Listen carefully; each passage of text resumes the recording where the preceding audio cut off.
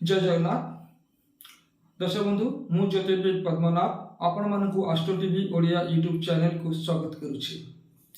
आसन जानिबा 2023-24 नुआ पंजी रे सिंह राशि व्यक्ति विशेषज्ञ राशि चक्र रे कौन सब परिवर्तन आसीबो, आपनक जीवन रे कौन परिवर्तन आसीबो, आपनक भाग्य रे कौन परिवर्तन आसीबो।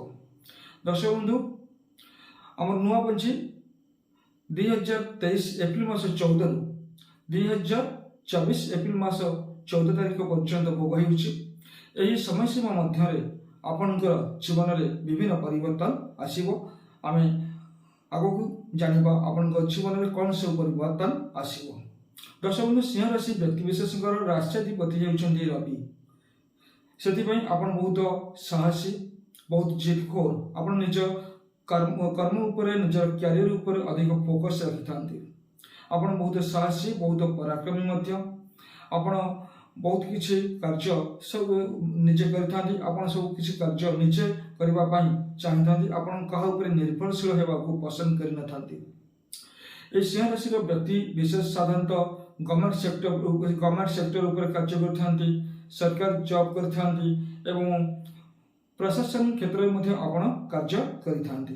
तबे देखिबा आसंतु आपन जीवन में कौन सब नूतन ए नववर्ष नुआ पंची आपन जीवन में कौन सब परिवर्तन आसीबो। प्रथम देखिबा वर्षर आरंभ नुआ पंची आरंभ आपनकर कुंडली रे ग्रह मान स्थिति किपरि रहिछि। दर्शक बंधु आपनकर 9th हाउस रे वर्षर आरंभ एप्रिल मास 14 तारिख 2023 14 तारिख एप्रिल 14 रवि आपनकर 9th हाउस रे, राहु आपनकर 9th हाउस रे, बुध आपनकर 9th हाउस रे ट्रांजिट करछन्ती एवं एप्रिल मास 22 तारिख रे गुरु बृहस्पति आपनकर 9th हाउस रे ट्रांजिट करछन्ती।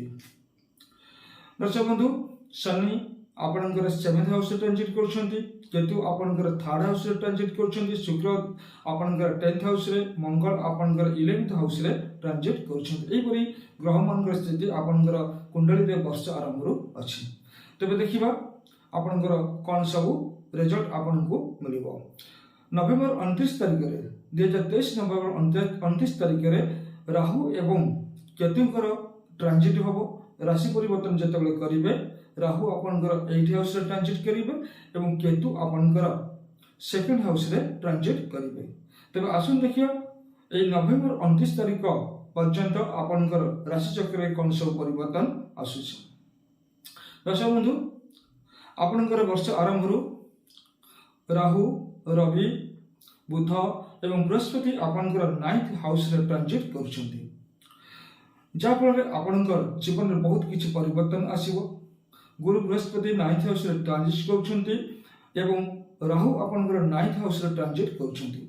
गुरु एवं राहुंकर संयोग रे आपनकर जातक रे गुरु चंडाल योग सृष्टि होउछि।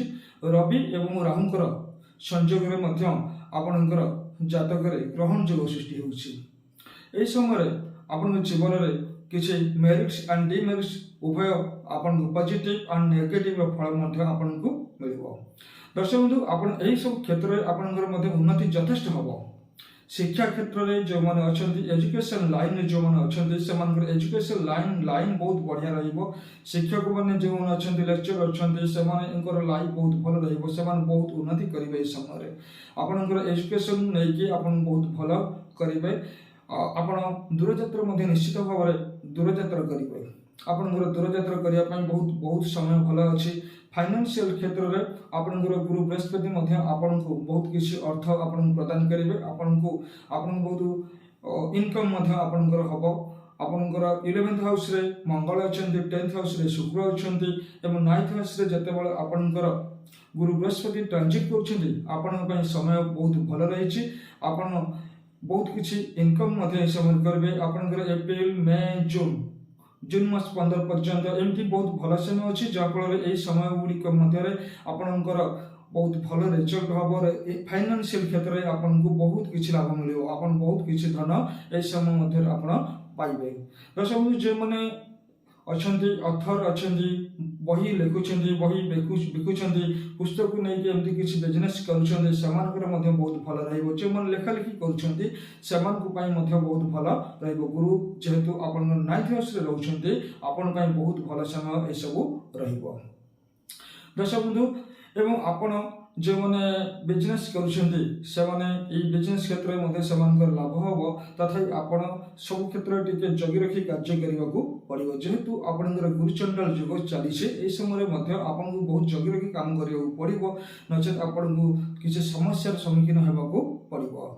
दर्शक बंधु आपन मध्य समय बहुत रिलीजियस एक्टिविटी रे जोग देबे विभिन्न धार्मिक कार्य धार्मिक उत्सव रे आपन बहुत समय जोग देबे आपन दूर यात्रा निश्चित भाव में कौन कार्य को लेकिन आपनकर विदेश यात्रा निश्चित भाव में सफल हम आपनकर बहुत भल समय रही आपन पारिवारिक कौन एक मांगलिक कार्य होबार यथेष्ट संभावना रही।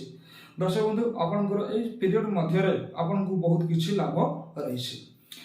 दर्शक बंधु नवेम्बर मास 29 तारिख में जितेबाला राहु एवं केतु ट्रांजिट करेंगे राहु आपनकर 8th हाउस रे ट्रांजिट करेंगे केतु आपनकर 2nd हाउस रे ट्रांजिट करेंगे गुरु आपनकर 9th हाउस रे शनि आपनकर 7th हाउस रे रहिबे। शनि जेहेतु आपनकर 7th हाउस रे रहउछंती वर्षर आरंभ रु वर्षर शेष पर्यंत आपनकर जीवन रे दाम्पत्य जीवन रे बेले बेले समस्या आसीबार संभावना रही आपनकर पार्टनर सहित आपनकर विवाद देखा देवार संभावना रही जो माने पार्टनरशिप बिजनेस करूछंती सेमानकर पार्टनरशिप बिजनेस रे किसी समस्या देखा देवार रही आपनकर परस्पर सहित कौनसी घटना को लेकिन डिस्प्यूट होवार संभावना मध्य रही आपण ए सब दिग प्रति सचेतन रुहंतु। केतु आपनकर 3rd हाउस रे ट्रांजिट जेत करछंती आपन को आपनकर बंधु भाई भौणी एमाने आपन को बहुत वर्षर आरंभ रु आपन नवेम्बर 29 तारिख पर्यंत एमान बहुत आपन सपोर्ट करिवे कि जते बेले राहु एवं केतुंकर स्थान परिवर्तन हेबो नवेम्बर 29 तारिख रे राहु आपनकर 8th हाउस रे ट्रांजिट करिवे केतु आपनकर 2nd हाउस रे ट्रांजिट करिवे शनि आपनकर 7th हाउस एवं गुरु बृहस्पति आपनकर 9th हाउस रे ट्रांजिट मध्य करिवे।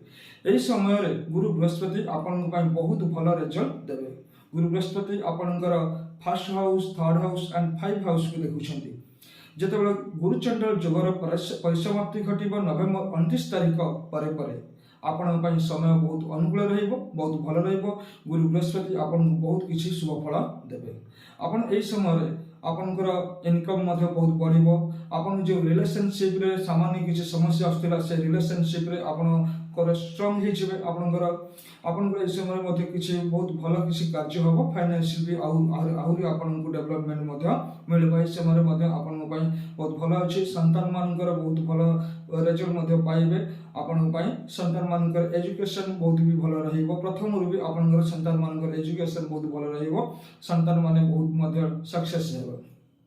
दर्शक बंधु राहु जितेबाला आपनकर 29 नवेम्बर 29 तारिख राहु आपन 8th हाउस रे एवं केतु आपनकर जेतला 2nd हाउस रे ट्रांजिट करिवे ए समय मध्य रे आपनकर किछि स्वास्थ्य जनित समस्या देखा देबार संभावना रही 8th हाउस रे राहु जितेबाला ट्रांजिट करछंती आपनकर स्वास्थ्य को नै समस्या देखा देबो ए समय रे कोनसी व्यक्ति विशेष को नै विशेष आपन सहित विवाद सृष्टि करि पारंती कोनसी व्यक्ति विशेष सहित आपनकर कोनसी घटना को नै कि झगड़ा हेबो कोनसी माली मुकदमा रे आपन फसी जबार संभावना मध्य रही।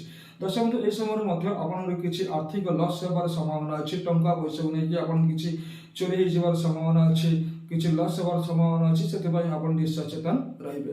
केतु आपनकर 2nd हाउस रे जेतेबेले ट्रांजिट करछंती वर्षर शेष पर्यंत दर्शक ए समय आपनकर किछि अर्थ अपव्यय होबार यथेष्ट संभावना रही आपन किछि लॉस हबो किछि धन गच्छित संपत्ति आपन किछि लॉस हबो परिवार रे किछि घटना को नै कि वाद विवाद देखा देबो गुरु गुरुजन मान के सहित आपन किछि समस्या देखा देबार संभावना रही। दर्शक बंधु गुरु बृहस्पति आपन को फाइनेंशियल स्ट्रांग करिवे किंतु जतल नवेम्बर 29 परे राहु एवं केतुंकर ट्रांजिट आपण पई किछि समस्या सृष्टि करिवो जो समस्या रे आपनकर किछि अर्थ व्यय होबार संभावना रही स्वास्थ्य जनित समस्या मते किछि देखाइबो किछि वाद विवाद मध्य देखाइबो किंतु राहुंकर ट्रांजिट 8th हाउस रे आपण पई ओडे हिडन ट्रेजर किसी गुप्त धन आपन को मिलबार यथेष्ट संभावना रही। किसी लुकायित संपत्ति गुप्त धन आपन किसी उपरी धन आपन रोजगार करेंगे आपन सब प्राप्ति होबार संभावना रही। दर्शक बंधु यही सब दिगरे आपण बहुत भल रही। आपण क्यारियर क्षेत्र बहुत भल रहिबो। गुरु बृहस्पति जेहेतु आपनकर 9th हाउस रे रहउछन्ती आपण बहुत किछि बेनिफिट आपन देबे। आपण बहुत किछि कार्य मध्ये आपण ए समय करिवे। बहुत रिलीजियस एक्टिविटी रे आपण जोग देबे। आपण बहुत भल रही।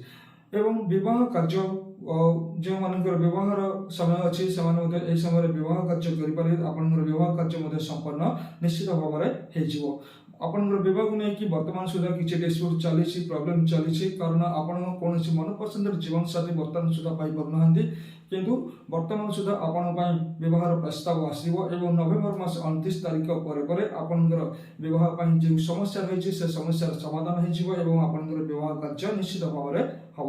दर्शक बंधु सारा वर्षटी आपण फाइनेंशियल क्षेत्र में बहुत भल रही।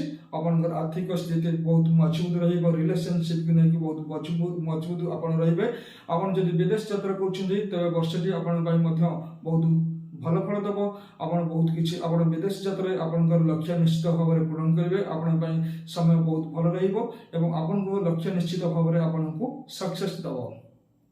दर्शक बंधु यह हूँ आपनकर नुआ पंची आपनकर ए सब स्थिति रही। आपण एमती सब नुआ पंची ए सब फल रही।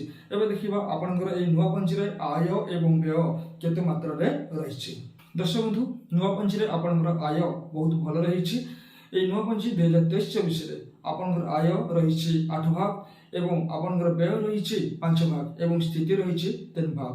दर्शक बंधु नुआ पंची आपनकर आय यथेष्ट भल रही। आपण संचय आपनकर जे 3 भाग रही आपन संचय बहुत भल रही। आर्थिक लाभ आपण बहुत भल रही। दर्शक बंधु वर्षर प्रथम 2023 एप्रिल 14 रु आपण ए वर्षर प्रथम भाग आपण नूतन कर्मयुगर समय आसी। आपण निश्चित भाव में कौन से एक नूतन कर्म नियुक्ति हेबे आपण बहुत भल रही। दर्शक बंधु यह हूँ नुआ पंची ए सब हूँ नुआ पंची आपण जीवन में घटवा विभिन्न घटना आपण किसी प्रतिकार करंतु। एई प्रतिकार करबा द्वारा आपन जीवन में नूतन वर्ष 2023-24 आपण शुभमय मंगलमय एवं निश्चित भाव में आपण समृद्धमय हेबो।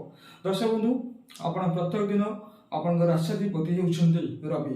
तेणु आपण प्रत्येक दिन भगवान सूर्य को जलदान करंतु। भगवान सूर्य को आपण प्रणाम करंतु एवं संध्या समय आपण महामृत्युंजय मंत्र जप करंतु।